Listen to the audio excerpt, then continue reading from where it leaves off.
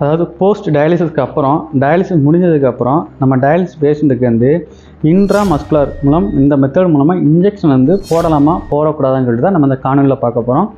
வாங்க இப்போ இந்த காணொலியில் முழுமையாக பார்க்கலாம்.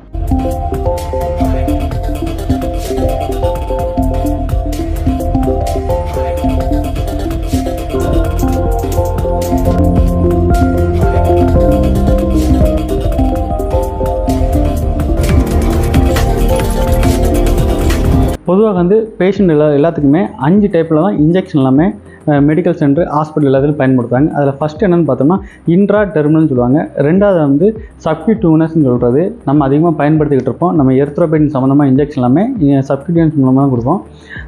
அந்த மெத்தடில் மூணாவது வந்து இன்ட்ரா மஸ்குலர், அது வந்து ஐஎம் சொல்லுவாங்க. நாலாவது வந்து இன்ட்ரா வீனஸ், அதாவது ஐவி வென்ஃப்ளான் மூலமாகவோ இல்லை ஐவி இன்ஜெக்ஷன் வந்து இன்ட்ரா வீனஸ் சொல்லுவாங்க.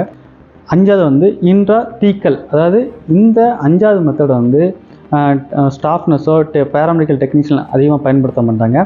அதிகமாக பயன்படுத்துறது வந்து டாக்டர்ஸ் மட்டும் தான் பயன்படுத்துவாங்க. இது வந்து முதுகு தண்டுவடத்தில் அனஸ்தீசியா கொடுக்கக்கூடிய மெத்தடு. இந்த இன்ஜெக்ஷன் இதுக்குன்னு தனியாக இன்ஜெக்ஷன் உண்டு. அது மூலமாக இன்ட்ரா தீக்கல் இன்ஜெக்ஷன் போடுவாங்க.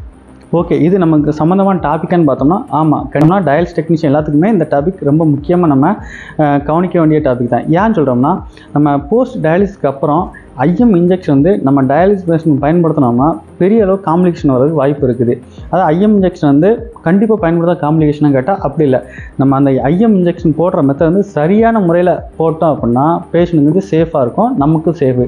அதை அந்த ஐஎம் இன்ஜெக்ஷன் போடுறதுல எங்கேயா மாற்றி எதாவது போடுறோம், அந்த சைடு பொசிஷனில் மாற்றி போட்டோம் அப்படின்னா அது பேஷண்ட்டுக்கு வந்து பெரிய அளவு பின்விளைவு ஏற்பட வாய்ப்பு இருக்குது. எந்த மாதிரி காம்ப்ளிகேஷன் வரலாம்னு சொல்லிட்டு பார்த்தோம்னா, பேஷண்ட்டுக்கு வந்து ப்ளீடிங்கு, அதாவது நம்ம ஐஎம் இன்ஜெக்ஷன் போடுற இடத்துல ப்ளீடிங் வர வாய்ப்பு இருக்குது. ரெண்டாவது வந்து ஹெமட்டோமா. எதுக்காண்டி போஸ்ட் டயாலிசிஸில் போட்டு அந்த காம்ப்ளிகேஷன் வரும்னு சொல்லிட்டு பார்த்தோம்னா, ஏன்னா நம்ம டூரிங் டயாலிசிஸில் வந்து ஹெப்பாரின் இன்ஜெக்ஷன் பயன்படுத்திருப்போம். அதோட ஆக்ஷன் சொல்லிட்டு நம்ம இதுக்கு முந்தின வீடியோவில் பார்த்துருப்போம். அதோட லிங்க் வந்து கீழே கொடுக்குறேன். கண்டிப்பாக அந்த ஹெப்பாரின் சம்மந்தமான டயாலிசிஸில் எப்படி ஹெப்பாரின் டோஸ் கொடுக்கணும், எவ்வளோ கொடுக்கணும் அப்படின்னு சொல்லிட்டு அந்த வீடியோ பார்த்தா உங்களுக்கு நல்லாவே புரியும்.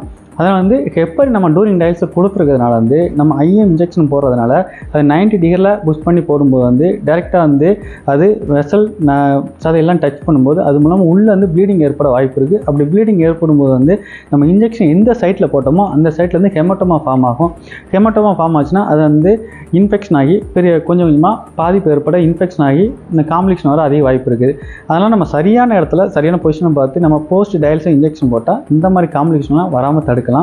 இல்லை அப்படின்னா நம்ம டயாலிசிஸ் இன்றைக்கி முடிச்சுட்டு நான் ஒரு இன்ஜெக்ஷன், அதாவது இன்ஜெக்ஷன் நம்மளுக்கு போஸ்ட் டயாலிசிஸ் என்ன அதிகமாக ஐஎம் பயன்படுத்தும்னு சொல்லிட்டு பார்த்தோம், வேக்சின் தான், ஹெப்படைட்டிஸ் பி வேக்சின் தான் நம்ம பயன்படுத்துவோம். அது வந்து ஐஎம் பயன்படுத்துறதுனால போஸ்ட் டயாலிசிஸ்க்கு அப்புறம் நம்ம சிலவங்க வந்து அன்றைக்கே போடலாம்னு பார்ப்பாங்க.